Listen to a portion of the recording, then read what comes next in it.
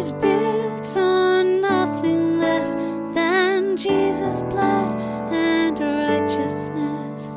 I dare not trust the sweetest frame, but wholly lean on Jesus' name. On Christ the solid rock I stand, all other ground is sinking sand. All other ground is sinking sand.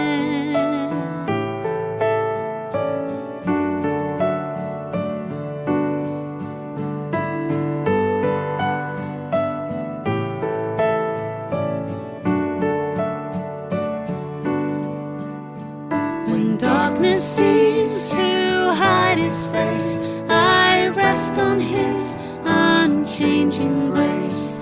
In every high and stormy gale, my anchor holds within the veil.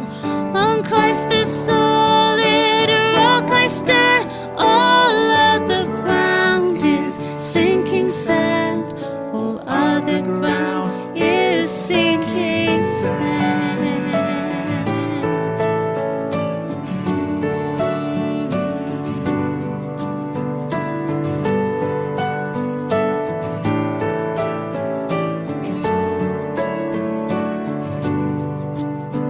His oath, his covenant, his blood support me in the whelming flood.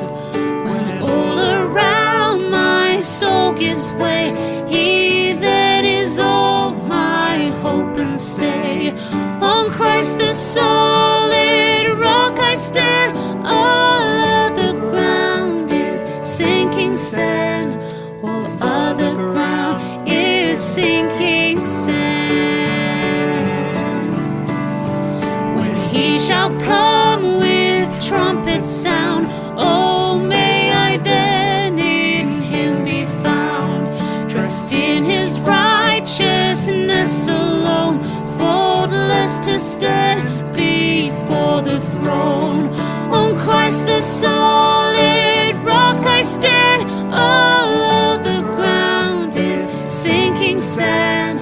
On Christ the solid rock I stand, all other ground is sinking sand. All other ground is sinking sand. On Christ I stand.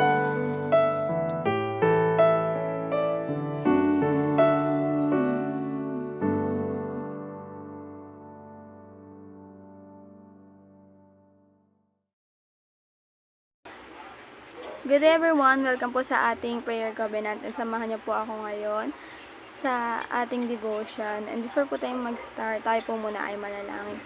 Let's pray. Lord, we come before you today, humbled and ready to hear your words. Salamat sa pagkakataon na makilala ka ng mas malalim.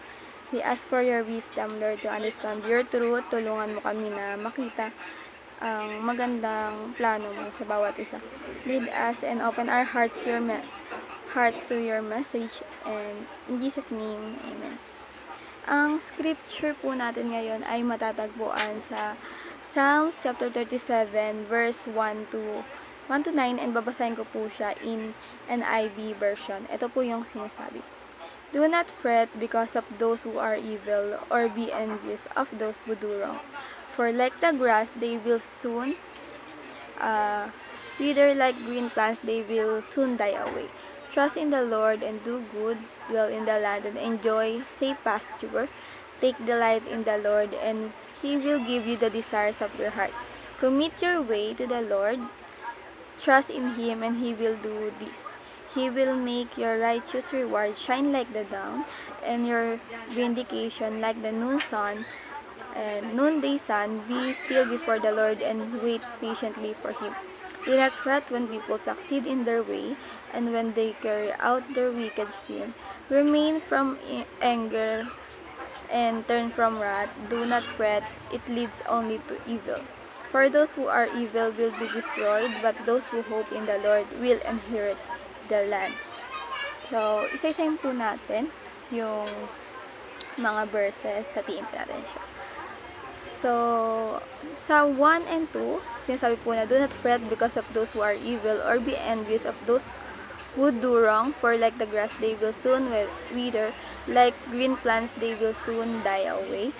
Ang ibig po sabihin dito is, huwag mainggit sa mundo. Minsan nakikita natin yung iba na parang ang bilis ng success nila, na mayaman, sikat, successful. Pero sabi ng Lord, huwag mainggit, kasi lahat ng makamundong bagay is lilipas lang. Yung mga shortcut sa success na hindi ayon sa Kanya, may hangganan. Pero yung mga pagpapala ng Diyos, sigurado at pangmatagalan. Like, kahit gaano pa raw karami yung hawak mo or sitwasyon mo sa life, is parang in two ways if wala kang Lord sa life mo.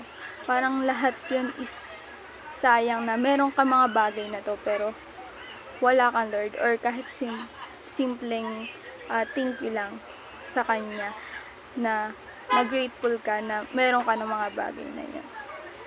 So, ayun, wag tayong maiinggit sa iba or sa makamundong bagay kung ano meron yung iba, dahil iba yung plano ng Lord sa iyo at sa bawat isa. So, sa Psalms, naman po, 3-4, trust in the Lord and do good, dwell in the land and enjoy safe pasture. Take delight in the Lord, and He will give you the desire of your heart. Yan. Ang sinasabi po dito is magtiwala at magpakasaya sa Lord. And ang sikreto sa totoong contentment nga naman po is trust and delight kay Lord. Hindi lang tayo magtitiwala sa Kanya sa panahon ng pagsubok, kundi sa araw-araw nating buhay. And I know yung iba sa atin minsan gusto ng instant answer sa mga prayers natin. Pero si Lord is hindi naman talaga siya genie. Kung natutunan nating i-enjoy yung presence niya at sumunod sa Kanya, yung mga desires natin sa heart is mag-a-align sa plano niya. So, need lang talaga natin mag-trust sa mga plans niya.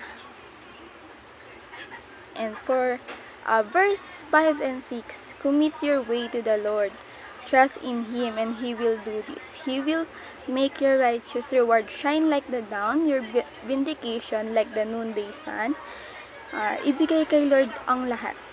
Madalas gusto natin hawak natin yung buhay natin, or kontrolado natin yung buhay natin. Pero the moment we surrender, doon natin makita yung kung paano siya kumilos. Minsan di mo alam na parang walang nangyayari, pero may ginagawa siya. Hindi mo kailangan patunayan yung sarili mo sa iba, kasi si Lord yung magpapatunay ng worth mo.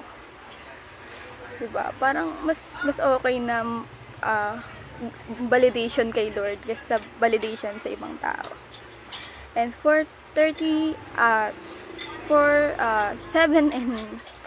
to 9 verse, be still before the Lord and wait patiently for Him.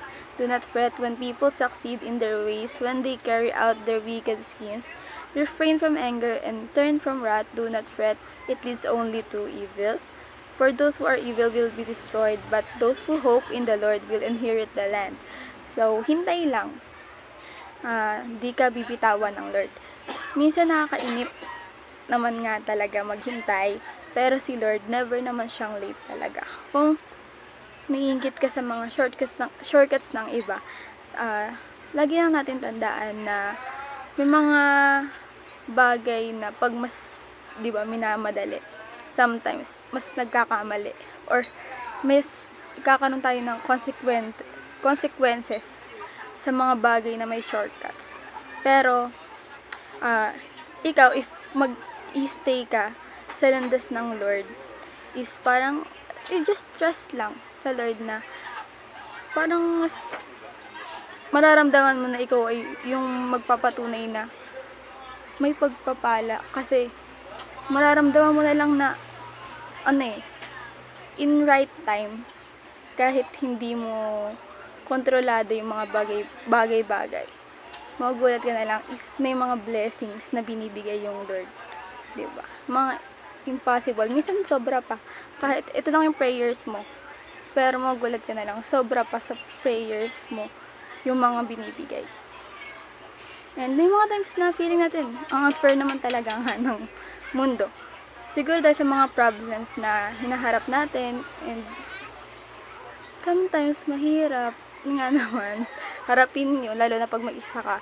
Pero yun nga, sabi ko nga, kahit basta may Lord ka, kaya mong harapin lahat ng challenge. Basta may Lord, diba? Basta may Lord and nagtitiwala ka na may Lord ka sa buhay mo. Parang kaya mo lahat. Like, ayun nga, pag kausap lang sa kanya araw-araw, like sabihin mo yung mga gaano ka ka-grateful sa life and just gabayan ka niya lang. And it's okay, parang kaya mo makapag-relax kasi may tiwala, may trust ka sa kanya. So, mararamdaman mo na magkakaroon ka na lang ng peace eh. Mararamdaman mo na lang peace basta may Lord na palaging nandyan para sa'yo. And that's all lang po. Short lang po talaga yung devotion po sa araw na to. And sana kahit short lang yung devotion natin ngayon is marami kayong nakuha. And sabayan niyo po ako sa ating closing prayer. Let's pray. Lord, salamat po sa mensahe mo ngayong araw. Salamat dahil ikaw yung Alpha at Omega, ang Diyos na nagmamahal sa amin, at nagligtas sa amin at babalik para sa amin. Tulungan mo kaming mamuhay na may layunin at pananampalataya. Gabayan mo kami sa aming journey at gamitin mo kami para sa iyong kalwalhatian. We surrender everything to you, Lord. In Jesus' name, Amen.